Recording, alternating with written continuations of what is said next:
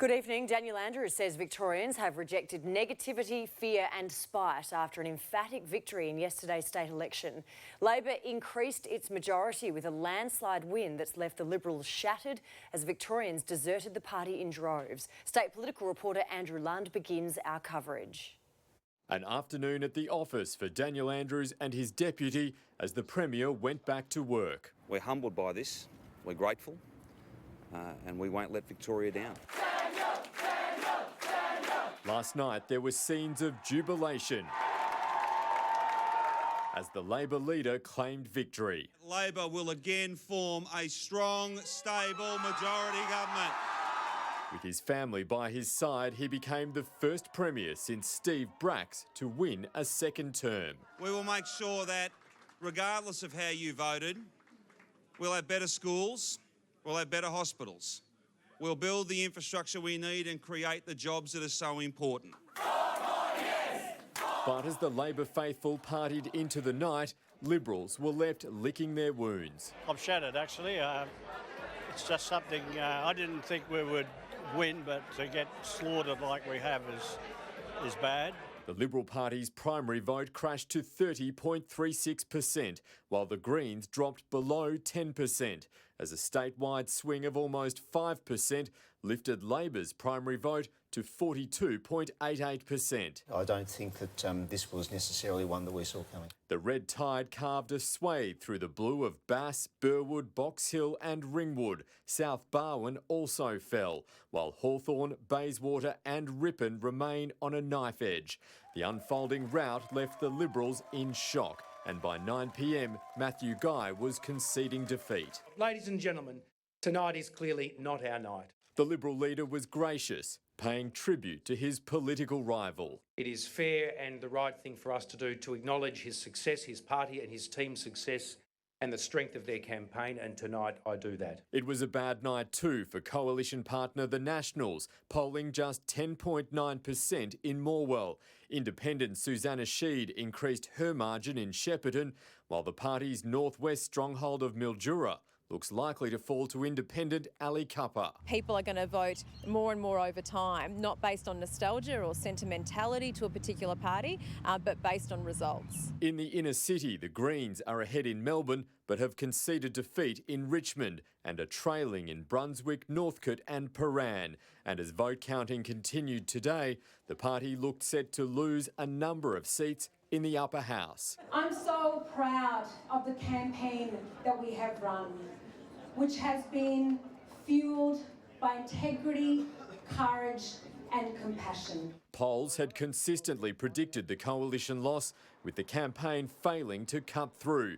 But senior Liberals appeared in denial. Whoever did that poll should be fired and get someone better, I think. State President Michael Kroger is now facing calls for the sack himself as the party embarks on some serious soul-searching. Can't pinpoint it. I'm absolutely shattered. We have been sent a very strong message by the people of Victoria, a very strong message, and we need to listen to it.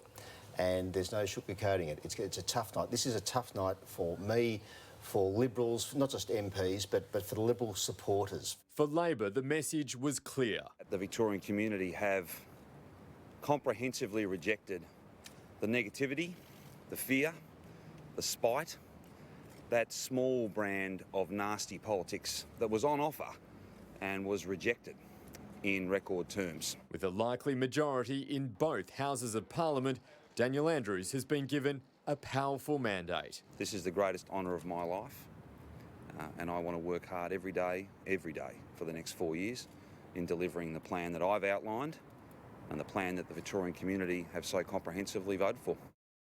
And Andrew Lund joins me now from State Parliament. Andrew, what can we expect from the returned Andrews government? Well, Alicia, Daniel Andrews says he wants to make a fast start. He plans to have the $16 billion North East Link tollway project out to the market tomorrow. He's also flagged a cabinet reshuffle and says he'll have Parliament sitting again before Christmas. The top priority there, a nurse and midwife to patient ratio bill. Labor believes its suburban rail loop project helped swing those seats in the eastern suburbs, So there's pressure on the government to get that ambitious project moving sooner rather than later. The big question at Spring Street, though, is what next for the Liberal Party, and in particular Matthew Guy. Given the magnitude of the loss last night, it's hard to see him staying on as leader. But at the same time, there may not be many alternatives. Michael O'Brien might be one, John Pesutto another, but he has his own battle on his hands at the moment, with just 50 or so votes separating him and his Labor rival in Hawthorn. Whoever does take the reins of the Liberal Party will face the unenviable task of having to rebuild a shattered parliamentary team and the real prospect of another 2 terms in opposition, because coming back from a loss like this is going to be a very long, hard road. Alicia? Yes, indeed. OK, Andrew Lund there, thank you. Well, with a federal election due in May, the ripple effect of the Victorian Liberal Party's crushing loss is likely to be felt in Canberra. Political editor Chris Uhlmann. This was much more than just a victory for the true believers. Summed up by the vanquished Liberal leader. I rang the Premier, Daniel Andrews, and offered my sincere and gracious congratulations to him on what has been a stunning night for him and his party. Labor surged as 6 points was stripped from the statewide Liberal vote, and larger swings in the blue blood Melbourne heartland threatened to topple even the safest seats. It's a very sad and it's a difficult day for the Liberal Party and the Liberal family here in Victoria. Though state concerns drove this rout, Victorian Labor knew the Liberals' Canberra cousins were toxic south of the Murray. This Saturday is your last chance to stop Matthew Guy and the Liberals from getting back in control. Throughout this campaign, the brand that was being projected into the Victorian election was Scott Morrison. 9 News can reveal the Victorian Liberals' internal polling showed respect for its brand plunged 20 points during the federal leadership coup, and its primary vote collapsed by 5 points, which should send a loud message north. If these results were reflected at a federal level, it would be terrible. With a federal election due by May, seats likely to be lost and in danger across Victoria include Dunkley, already in Labor's column after boundary changes, Corangamite, Chisholm, where member Julia Banks isn't recontesting after a bullying storm, Latrobe, Speaker Tony Smith's seat of Casey, and even the notionally safe seat of Deakin. And based on recent polling, the coalition could be on track to lose at least 23 seats across the country. New South Wales goes to the polls in March, and the Liberal Premier is clearly worried that she might also catch a federal infection. I've never relied on anybody outside New South Wales, and I don't intend to start now. And you especially don't need them now? I'm sorry? You especially don't need them now?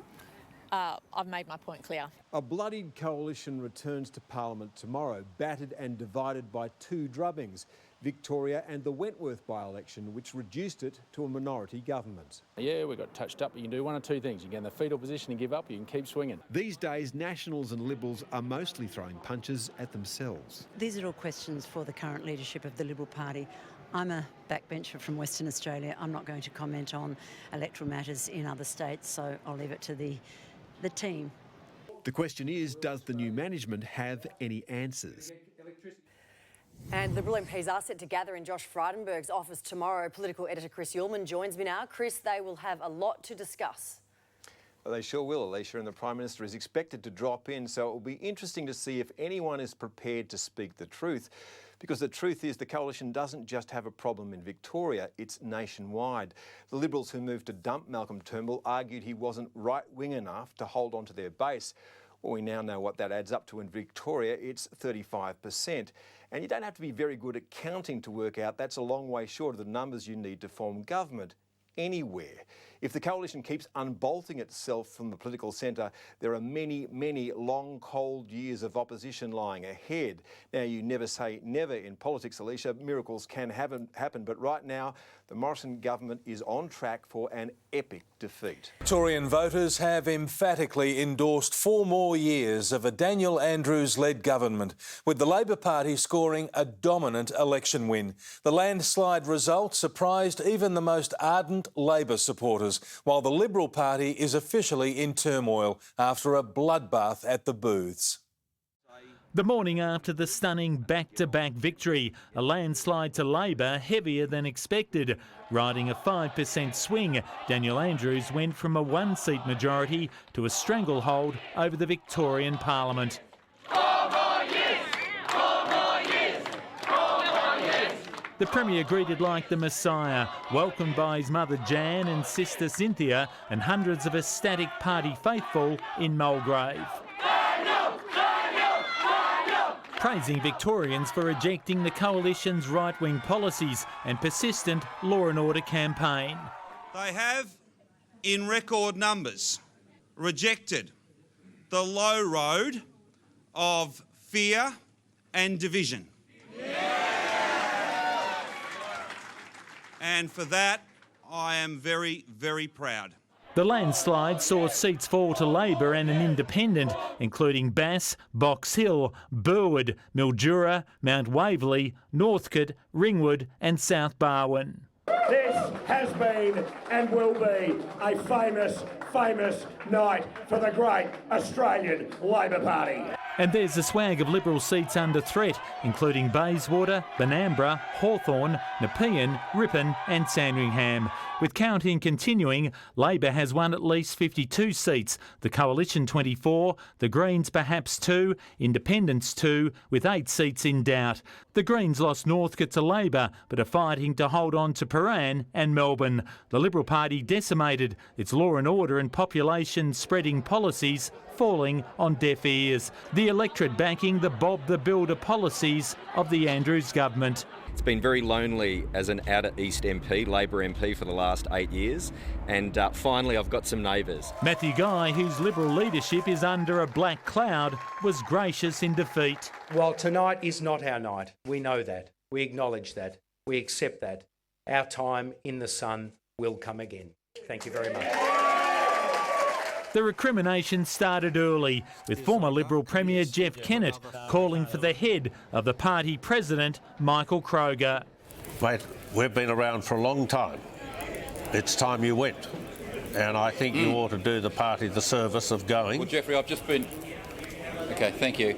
I've just been re-elected by a record majority a few months ago, Jeff. And that's been a roaring success. The thing with Cormac was very important to the party. It didn't make it. That's been a wonderful success. It has been an enormous success. Senior Liberals called for a new broom and a shift back to the centre of politics. It is a devastating loss. I think it's certainly the worst loss that I've seen in the history of the Victorian division. We didn't campaign hard enough. Standing in a booth and people asking who Ryan Smith is, for example. Many Labor MPs believe Daniel Andrews has set up a third victory in 2022 and could join Labor legends John Cain and Steve Bracks as a 3-time election winner. This is the greatest honour of my life, and I want to work hard every day for the next 4 years. Starting tomorrow, releasing a contract for the $16 billion North East Link Road. Jan Andrews is proud as punch with her son's performance. I've always believed that politics was his destiny, and I have been proven right. Brendan Donoghue joins us now from Parliament House. And Brendan, the big question is, who will lead the Liberal Party into the next election? Well, Peter, we don't know at this stage whether it will be Matthew Guy after last night's thumping loss, or whether it will be Michael O'Brien, the member for Melbourne, or whether the member for Hawthorn, John Pesciuto, will step up if he holds that seat. He's only about 50 votes in front at the moment. But Matthew Guy, he maintained radio silence today. However, he'll be under pressure to decide in the next couple of days whether he wants to stay or go. As for the cabinet reshuffle, James Merlino will remain as the Deputy Premier, but he'll be allowed to choose his portfolios due to his loyalty in that post. Also understand that Tim Pallas will be confirmed as Treasurer again. He'll be able to drive those big borrowings to fund the major projects for the Andrews government over the next 4 years. I also understand that a few ministers, existing ministers, will be moved on, retired from those roles, and some newcomers, some new blood will be brought in. Pete? Thanks, Brendan. The Liberals' Victorian loss is so dire, Labor is now putting a circle around federal seats that were previously deemed safe for the Morrison government. Tim Lester joins us now from Canberra. And Tim, what does that mean for the next federal election? Well, Peter, it could be quite profound. I underline could. May 18th is still almost 6 months away. That's the latest feasible date for the next federal election, and how long Prime Minister Morrison could wait, and things can and will happen between now and then. That said, senior Labor insiders tell 7 News if yesterday's vote holds for the federal election, Labor would take 8 government-held seats in Victoria alone. Now, that's more than they need around the whole country to win the next election. That's not likely, but it does give you an idea of why both major parties see yesterday's vote as profound, and why the Liberals now are questioning whether the Malcolm Turnbull factor wasn't at play in at least some Victorian voters' minds. The incidences in Canberra in August will inevitably have had an effect. Overwhelmingly, the state campaign was fought on state issues. The civil war within the Liberal Party in Canberra has certainly contributed to the scale of the victory. MPs and senators now coming back here for the final sitting fortnight of 2018. A great deal of pressure on Scott Morrison now, particularly as a result of yesterday's vote. Peter? Yes, indeed. Thank you, Tim. And the Liberal Party's catastrophic defeat was no more evident than in the previously safe seat of Brighton. A 19-year-old who'd only been campaigning for 8 weeks came within a whisker of pulling off one of the biggest upsets in Victorian political history. Unlike many 19-year-olds, there was no Sunday sleep-in for Declan Martin. The Labor candidate was up early to check the latest election count after taking a shock lead in the Blue Ribbon seat of Brighton. This actually happened to be the very first election I was able to vote in, and it was an election I was standing in as well. Like a typical uni student, he made a last-minute decision to run. A win would force him to put his gap year on hold. It was an absolute shock to see the results being up to 11% swing. At the end of the day, some voters thought to myself, here's a young man giving it a shot. The odds are against him, but nevertheless, he's here to give it a crack.